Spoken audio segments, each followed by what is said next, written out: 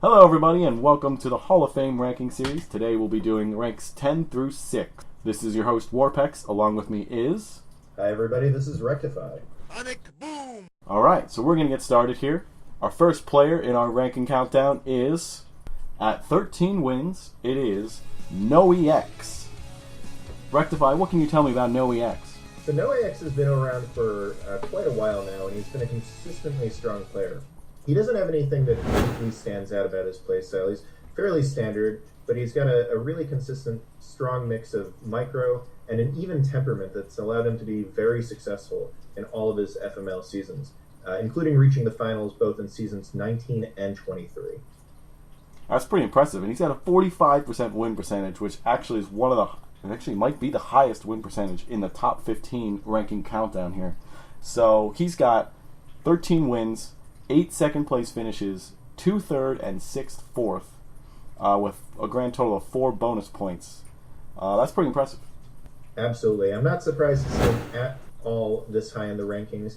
The way that he plays is somewhat conservative, and because of that it allows him to come out with some crazy moves, such as the last finals where he pretended to be completely broke, had all of us, including the casters, fooled, and then out of nowhere he had the goal to rebuy one of his heroes.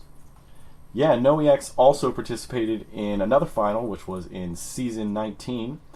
So that's 2 finals for NoiX. The next player we're going to be introducing will be another player with 13 wins, and that will be Lightweight. Lightweight is one of the more polarizing players on this list, and I've even gone as far to say that he is my most feared opponent. When he's playing at his best, he's a force to be reckoned with. Able to play both human and orc effectively, he can pick and choose his matchups as he sees fit. And when I say that, I mean, when I've played against him, he's been able to choose the race that'll be the best for him, and he's identified the strongest opponent of his to be able to target that person right off the bat. He's got really strong micro and macro, and there are really just so few holes in his game. I do feel obligated to point out that he does have one inconsistent point in his play, and that's just his level of focus on the game, which has definitely held him back. That being said, he's been a long-time competitive player in FML, and has even reached the finals in Season 16, falling just short to... oh shit, to me.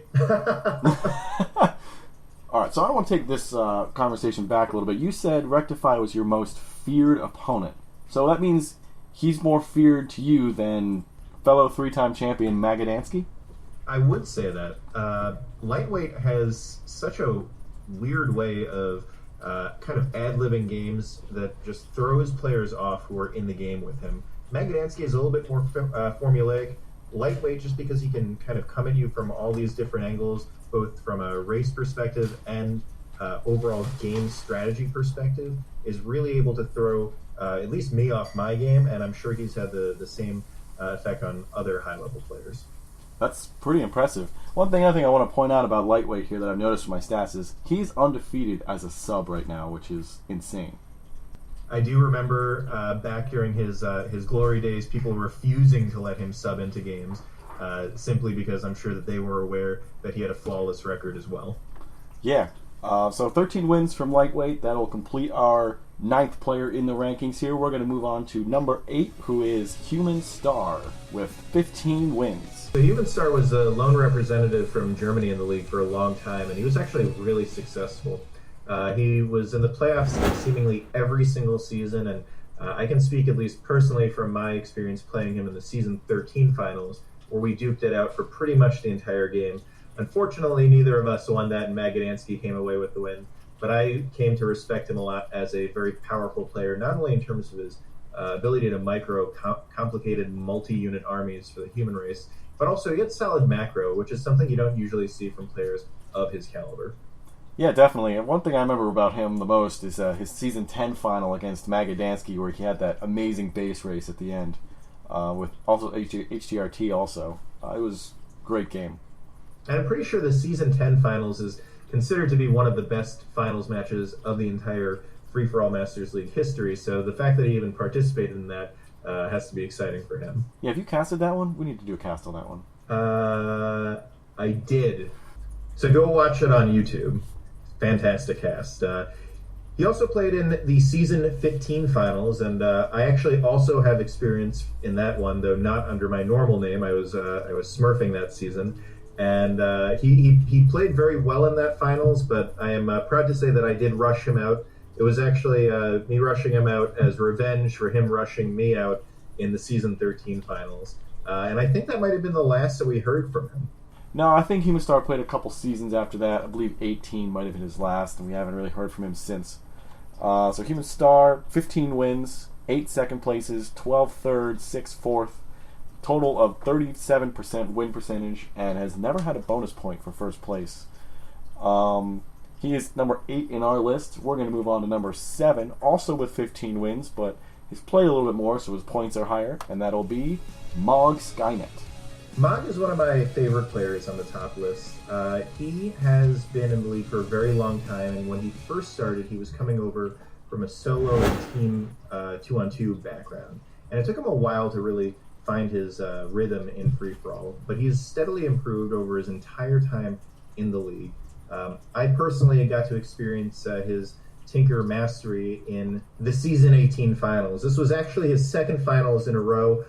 He'd reached the finals the previous season in Season 17, falling to G. But in the Season 18 finals, he really highlighted his evolution as a player. He got off to a rocky start, but one of the talents that he picked up over his time in Free-for-All Masters League was the ability to hide and fly kind of under the radar. And so while it was about a 2-hour game, he spent most of it in various corners trying to rebuild and find his footing.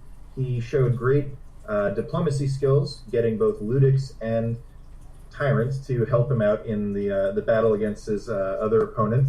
And ultimately, it was a combination of great macro, great micro, great decision-making, all skills he developed throughout the course of his FML career that allowed him to pry victory from the jaws of defeat.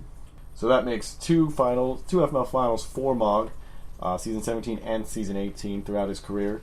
He's been playing for a long time, so just to reiterate, he's got 15 first place finishes, 8 second, 15 third place, and 8 fourth place. So pretty middling, but he's had a grand total of 46 games and 4 bonus points with a 33% win percentage and a total of 649 points, which is very high.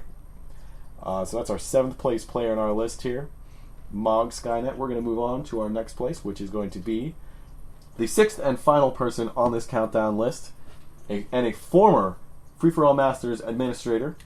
This is going to be, from the United States, Persuade. Persuade is probably our most interesting player on the top 15 list.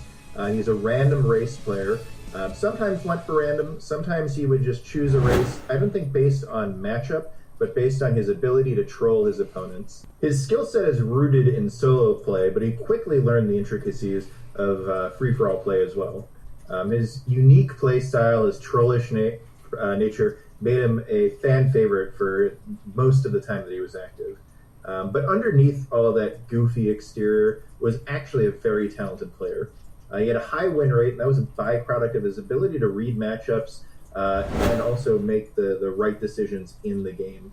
He would often go the less expected hero combinations. I personally played against him once where he went Blood Mage first, followed by Panda, and then a Paladin. And I can tell you that those weird hero combinations definitely made it very difficult to match up against him, especially when you're going a more basic hero combination yourself. He was always a very high finisher in the league, and he did reach one championship in Season 17. His most notable achievement was actually outside of FML. He won the In Search for Freedom Cup number 3 against myself and Magadansky. Yeah, that's very impressive. He's got a very long resume right there, which is sadly not topped off by a FML Grand Championship. But hopefully this season he'll be able to do it, as he did return for the upcoming season we've got. So there you have it. We've got our top 15 list with Persuade at number 6 at 16 wins and 33% win percentage. We will be continuing this list starting at number 5 and going up to our number 1 ranked player. As for this one, we are done. This is Worpex signing out. And this is Wrecktify. Thank you guys so much for tuning in, and be sure to catch the next installment.